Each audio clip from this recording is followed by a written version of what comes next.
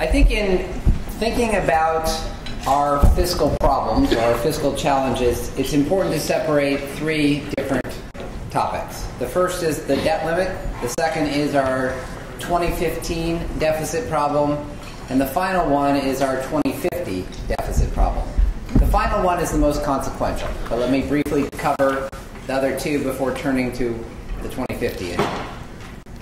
First, on the debt ceiling, if you want, actually on both 2015 and the debt ceiling, I'll make a series of predictions at some risk to being wrong, but nonetheless I will. On the debt ceiling, I would predict that first, whatever agreement we wind up with is a little bit heavier on targets and caps with a backstop mechanism and a little bit lighter on actual specific policies, and that we probably won't get even to that kind of more conceptual agreement without experiencing at least some temporary turbulence in the bond market, a la what happened with the TARP vote, where initially the vote was rejected, and then there was a financial market response, and then TARP was enacted. So if we roll into July and all of a sudden there's a little bit of a panic caused by whatever, that an agreement won't be reached and we have a 25 or 50 basis point movement in Treasury yields in a day or two, that's the kind of force that I think will be required in order to bring the parties together. And the deal that would then be reached, I think most likely will be, again, something that has a set of targets with a backstop mechanism backing it up. And whether that then ultimately does address the second issue, which is our 2015 deficit problem or not, depends on the strength of that backup or trigger mechanism and how easy it is to waive and how many holes in it has and so on and so forth. Second topic, 2015 deficit, could perhaps most easily be characterized as the economy recovers, the deficit will decline from about 10% of GDP to about 5%. 5 is much higher than what would stabilize debt as a share of the economy. And I think one of the fundamental problems in that time horizon, if you worry about cash flow deficits, is that it is very difficult to get from 5 to something below 3, which is what would stabilize debt as a share of the economy, without a significant revenue component.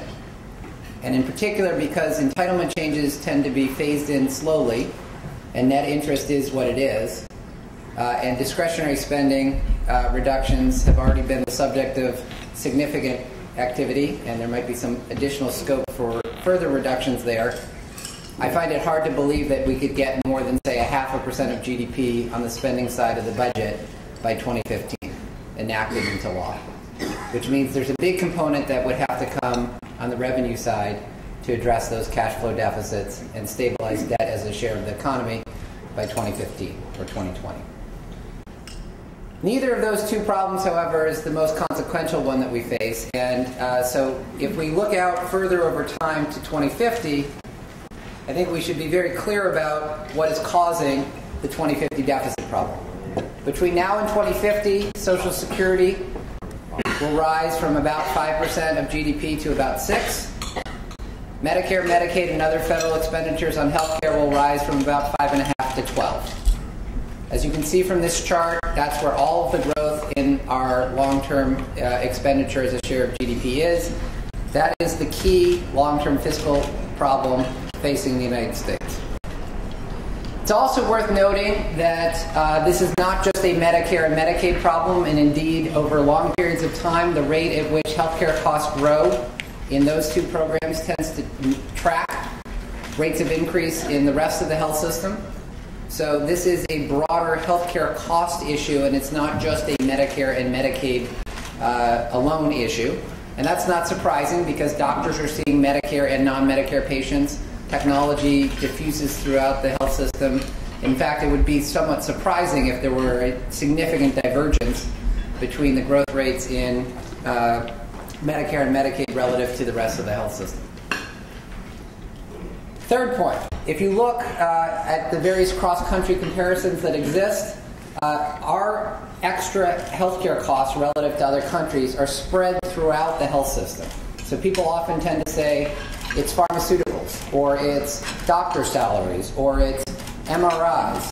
And the fact of the matter is that when you look at the higher costs as a share of GDP that we experience in the United States relative to other countries, the excess costs tend to be spread throughout the healthcare system rather than being able to point to just one or two different subcomponents of the health sector. So this is a broader problem than it is often characterized as being.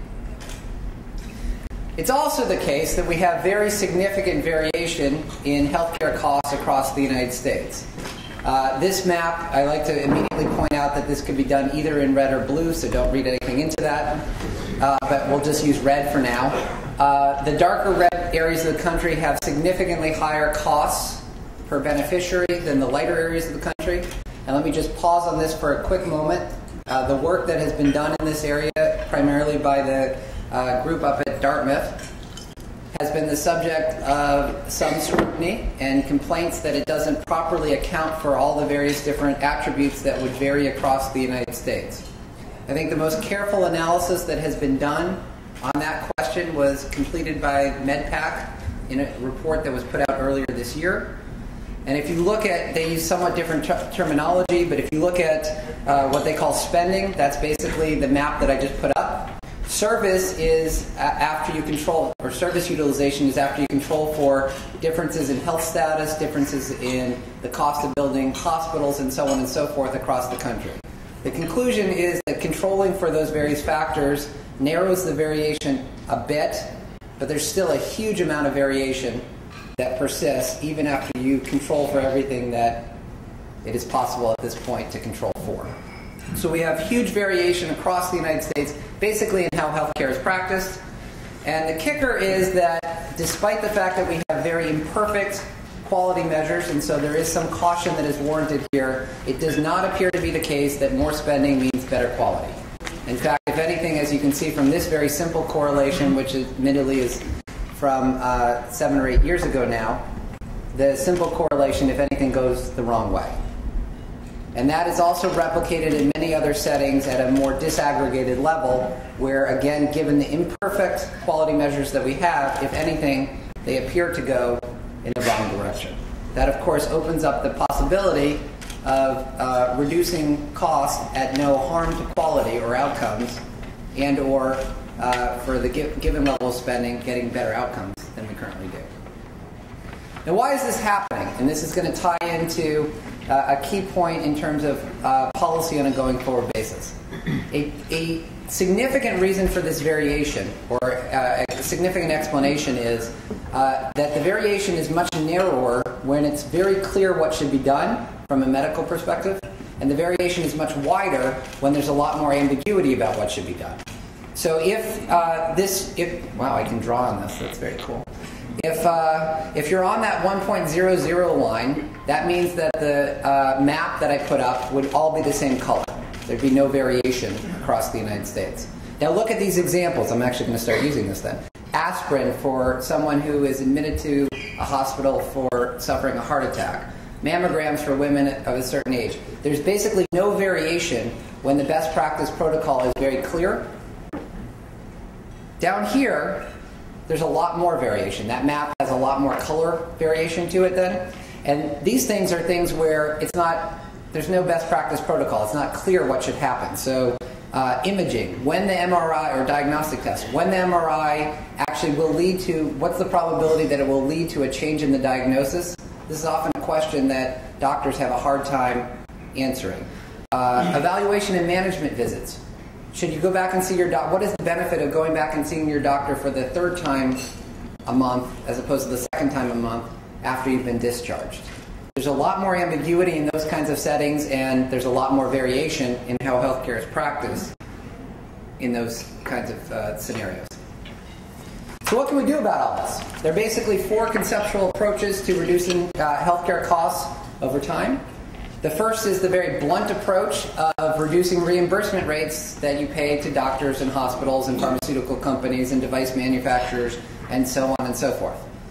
This can work for a period of time, but ultimately is not a sustainable answer by itself, because if that's all you did, if all you did was push down on Medicare and Medicaid reimbursement rates, You would succeed in saving money for Medicare and Medicaid for some period of time, but you would create cost shifting to other parts of the health system, and you would also create access problems for Medicare and Medicaid beneficiaries. So this is blunt, temporarily effective, but ultimately not fully sustainable. As many of you know, the Affordable Care Act did a bunch of this, and if that's all it did, then I think it would be subjected to the critique that I just mentioned. But this kind of thing is included in the Affordable Care Act that was enacted last year to the tune of a couple $100 billion, depending on exactly how you're doing the accounting. The second main approach, rationing, direct rationing, does get at the intensity of services provided, which ultimately has to be where we focus our attention. But it's not even if it were desirable, which is debatable, it's not remotely politically viable, so I'm going to ignore it. The third approach, which has gotten a lot of attention recently because of my friend Mr. Ryan of Wisconsin, involves consumer-directed healthcare.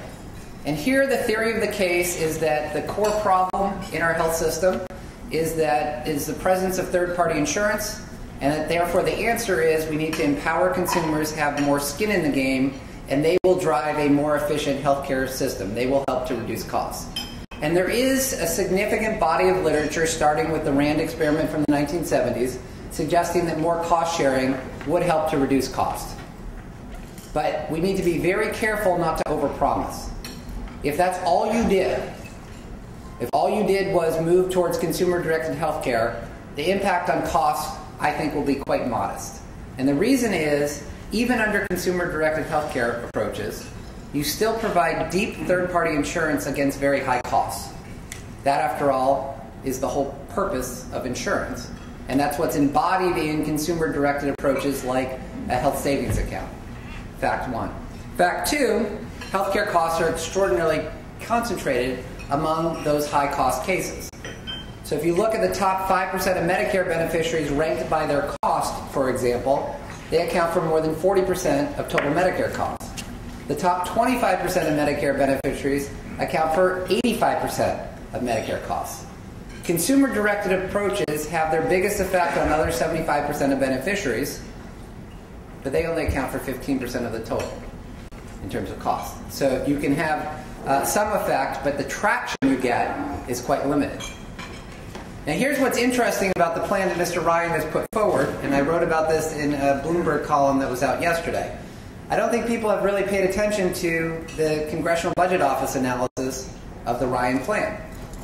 Because what the CBO analysis shows is, and let me just briefly describe, under the Ryan plan in 2022 and thereafter, instead of the existing Medicare program, people would be given money, an amount of money from the federal government with which they could purchase their own insurance. That premium support payment is then indexed to inflation, not to healthcare costs. So not surprisingly, federal expenditures go down over time because you're increasing the payments at a much slower rate than under the current system. Not surprisingly, consumer costs go up. In fact, that's the whole point in some sense. So far, nothing's really too surprising, but let me show you some numbers here. This is taken directly off of the CBO analysis. You can see this is for 2022. I gave the numbers in the column yesterday for 2030. You can see in the blue the reduction in federal expenditures. This is the part that Mr. Ryan likes to highlight, from $8,600 to $8,000. Federal expenditures go down. You also in the red see the increase in consumer costs or beneficiary costs. Not surprising. The whole point of that shift, though, if you look at the rhetoric surrounding it, the whole point of the shift is to reduce the total, federal plus consumer combined, in order to reduce overall healthcare costs. And what CBO found was not only was the total not reduced, it actually went up by a huge amount. Look at that difference. Basically under $15,000 per beneficiary under the current system to more than $20,000 under the Ryan plan.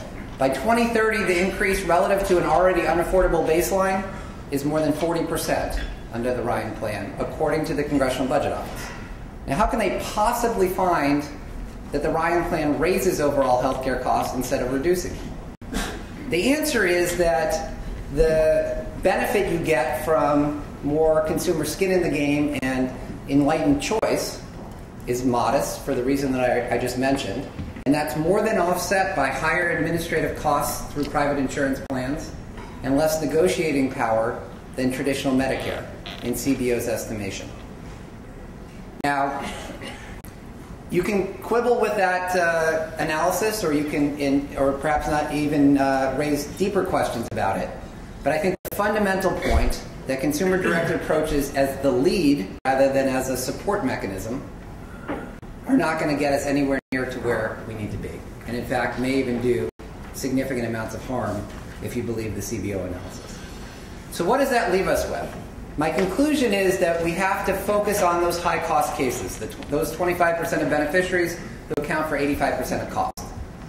First. Second, that in those cases, once you get into that kind of high-cost scenario, to a first approximation, the care that's being delivered is whatever the provider is recommending. I just unfortunately lived through a personal experience where we had an ICU experience for an immediate family member. I've got 3 PhDs in our family, lots of access to outside medical professionals, leading doctors across the country. And the fact of the matter is the care that was delivered in that ICU to my father was whatever the doctor on the ground was recommending. So in your head, if you combine those two facts, first, that the high-cost cases are where all the action is, and second, it's what the provider's recommending, you are not going to make significant progress on healthcare costs unless you're getting at what those providers are recommending in those high-cost cases in particular. Everything else is window dressing. That is the core problem, and that's a very difficult problem to face, but if you're not tackling that, you're not really addressing our long-term fiscal problem. So how do you do that? I think there are 2 reinforcing cycles that need to happen. The first is we need a much better information flow that's oriented towards best practices. Remember, we had that huge variation where we have less clue about what's going on. The more that we can be driving towards best practice medicine, the better. How's that going to happen? We need much more health information technology, because without the technology and without the data, you can't do as much to drive in this direction. That information that's thrown off, and by the way, over the next decade, we're going to have a very significant increase in the health IT backbone in this country. The data, that does 2 things. The first thing is it allows hospital systems and others to benchmark physicians and doctors. And hospitals, I was just with the president of a major hospital system in the United States last week, simply, and according to his estimation, simply benchmarking, that is, not doing anything other than exposing doctors to their utilization patterns, will reduce costs by somewhere north of 10% simply by the embarrassment factor. And we have seen in other settings, simply exposing doctors to their utilization patterns relative to their peers creates a professional response. You don't want to be an outlier unless there's some explanation to narrow the variation and reduce the cost.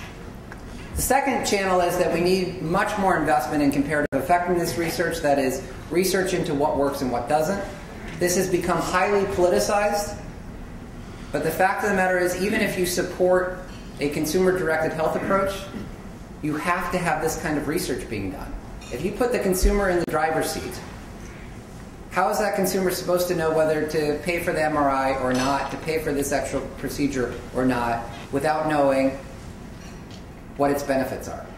There's far too little information today on specifically when that is valuable and when it's not. This is one thing both parties should agree on, because regardless of your broader vision for healthcare, it is a necessary part of a better functioning health system. The best practice protocols that can be developed by professional medical bodies with more information like that could then be fed back into clinical decision support software built into the health IT system. I would love, in 5 years, to be able to go into my doctor's office, not have to fill out those annoying forms, with my permission, have the doctor access my medical records, and have the doctor's discussion with me aided or guided by a bunch of pop-up suggestions that are not determinative, but that help the doctor make sure that he or she is asking the right questions and checking the box. This would all be more strongly reinforced if we had another component which was unfortunately not included in the Affordable Care Act. And from a substantive perspective, this was perhaps the biggest gap along this dimension. If we had a medical malpractice system that reinforced that emphasis on best practices, we would be in a much better position. So if that pop-up screen for my doctor in 5 years also meant that the doctor knew that if he or she followed those best practice protocols, I couldn't sue him or her, that would help to drive a lot more medical practice. The whole basis for, by the way, just quickly on this, the debate over tort reform and medical malpractice, I think, is significantly off. The whole debate is over whether we impose caps or not, and whether we dial down liability when you are found to be negligent. The core problem in the medical malpractice system, however, is the entire basis upon which it is operational. That basis, so-called customary practice, means that it's a nebulous standard, and doctors inevitably wind up sort of following the social norms among doctors in their area, in part because that customary practice protocol means they have to in order to avoid liability under medical malpractice. We should have a best practice emphasis whenever possible in the medical malpractice system. If the doctor is following a best practice protocol, the doctor should be exempt from medical malpractice liabilities. The second component, other than that information flow, involves changes in the financial incentives facing doctors and hospitals. And let me talk, I'm going to, just for the sake of timeliness, skip over some of the things that are being done on the information flow and just try to focus specifically on how we change financial incentives facing doctors and hospitals. Because again, coming back to the consumer-directed approach for a moment, in a sense what the consumer-directed approach is trying to do is a bank shot, basically empowering consumers and having more skin in the game in order then to drive change in the incentives facing doctors and hospitals. I don't think it's going to be all that successful because, again, you don't have as much traction as you think you do. But that's kind of the theory of the case. There's an alternative approach, which is Medicare is inevitably going to be a key player in the health system. Private insurance companies cannot lead the way sufficiently on moving to paying for quality rather than quantity. So Medicare inevitably has to be playing an active role. And the question then becomes, how do we do that? Substantively, there are lots of ideas that are floating out there around Affordable Care Act, accountable care organizations, pay for performance, bundled payments. I'm happy to answer questions about these, but the theory of the case, or the basic concept, for those of you who don't follow us closely, is instead of paying doctors for how much they do, we need to pay doctors for how much they make you better. And that's a difficult transformation to achieve, but that's the goal of all these different ideas. The problem really comes down to the following. If you accept the notion that Medicare has a key role to play in that transformation on the incentive side, we bump up against a very serious problem, which is that it has become increasingly difficult to legislate in a polarized political environment. And if you think that Medicare is going to lead the way towards the new incentive structure for the whole healthcare system in a polarized political environment, it's very difficult to see how that will happen. So I want to close on this topic, because this affects not only that transformation that has to happen, but also the earlier topic that we're discussing with regard to the revenue base for the country and our fiscal trajectory over the next decade.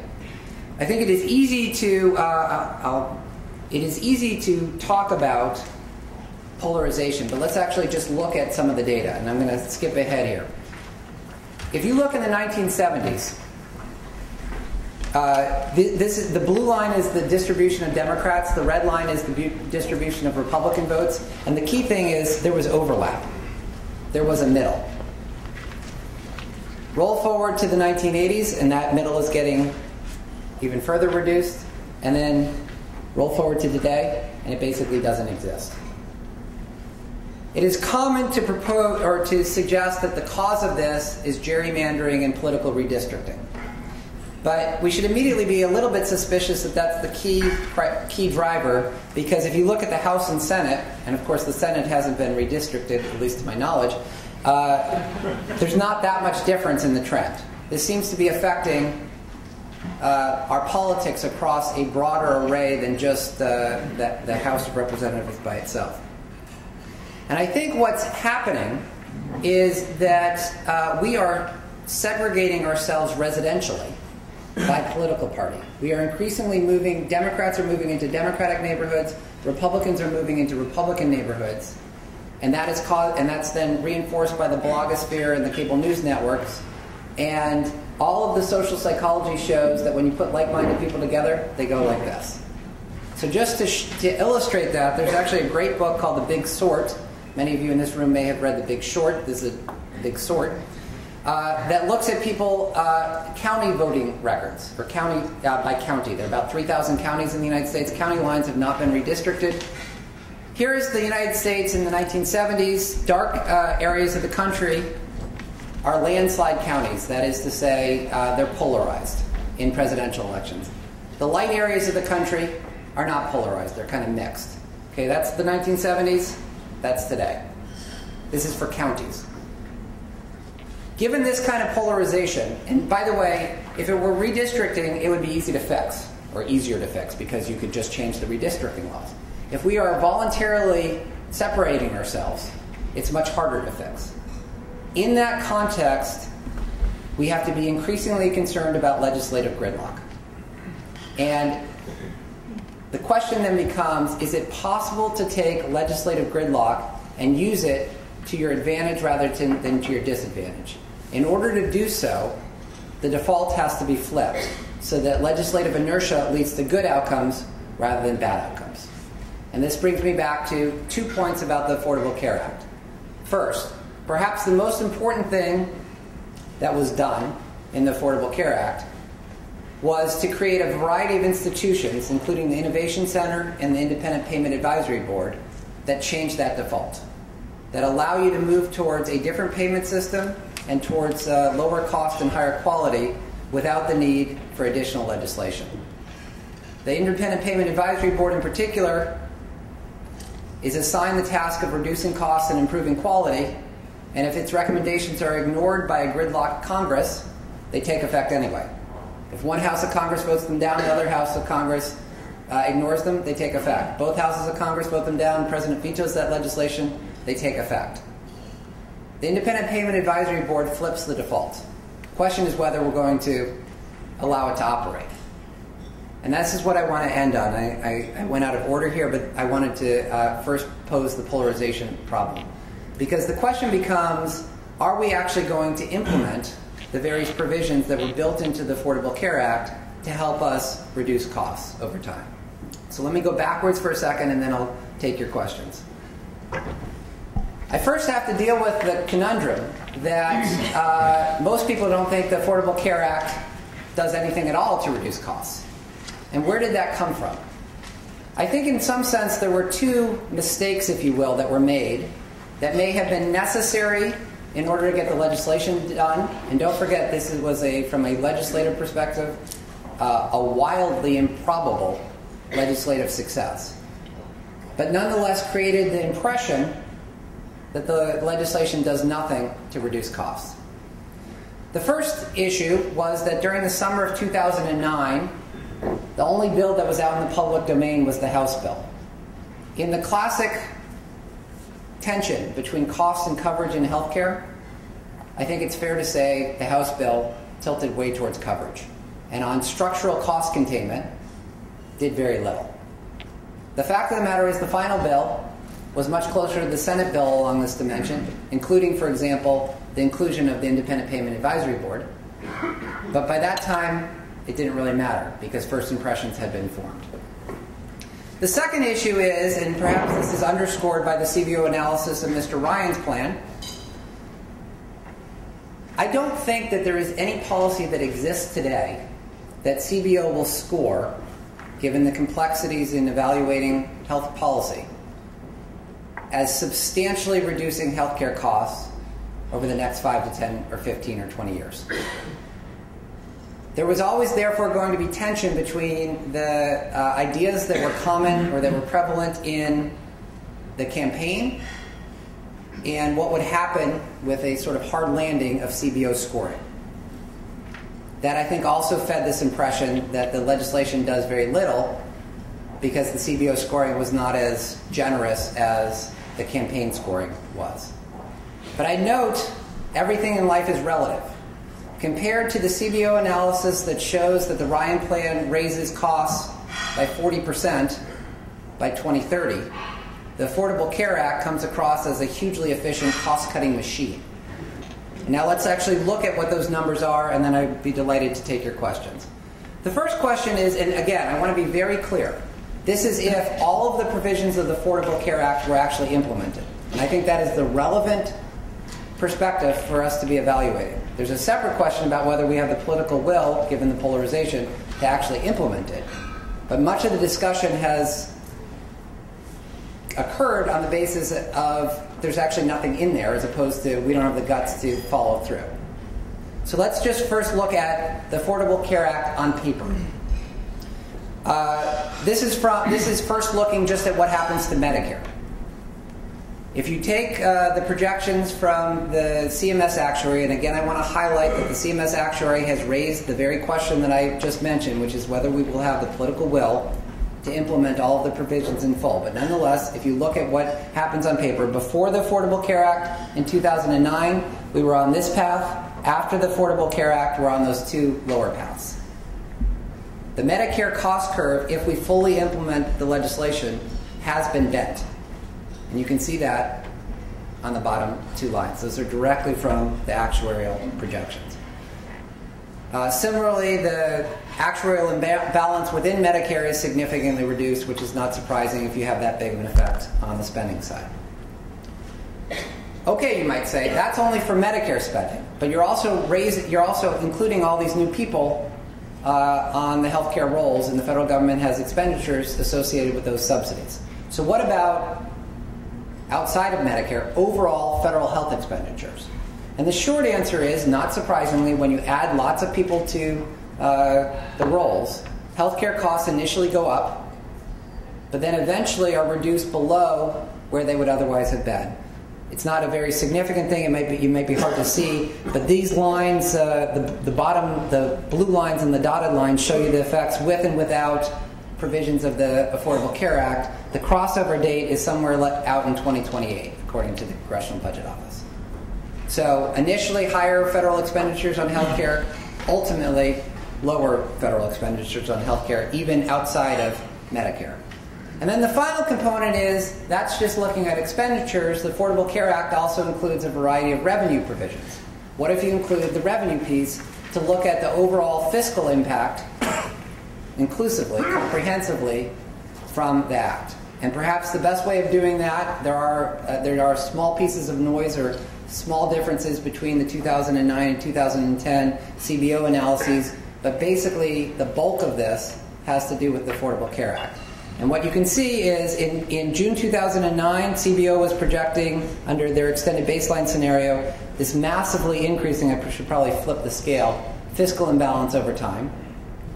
And that is significantly lower, this is the primary balance, after the Affordable Care Act is enacted. The estimates from the IMF suggest a reduction in the present value of the fiscal gap of somewhere between 2 and 2.5% of GDP, relative to an underlying fiscal gap that pre-existed of something like 8. So you're talking about reducing the fiscal gap by a quarter or so. It's not the end-all be-all, but it is a very significant change. So it's a very interesting situation in which we find ourselves, because this key long-term fiscal problem, we actually do have many of the levers or tools now enacted into law, despite the unpopularity or the popular misunderstandings about many of them, to significantly affect the course of healthcare expenditures over time. And the only question is whether we will have the will to drive that as hard as we can in order to reduce especially those expenditures on high-cost cases. Because if we don't, we are on an utterly unsustainable fiscal course. And so Fred had framed this as a discussion of our fiscal future. our fiscal future really does collapse to how well we do at that information flow and that change in incentives for healthcare providers, especially in dealing with high-cost cases. Thank you very much.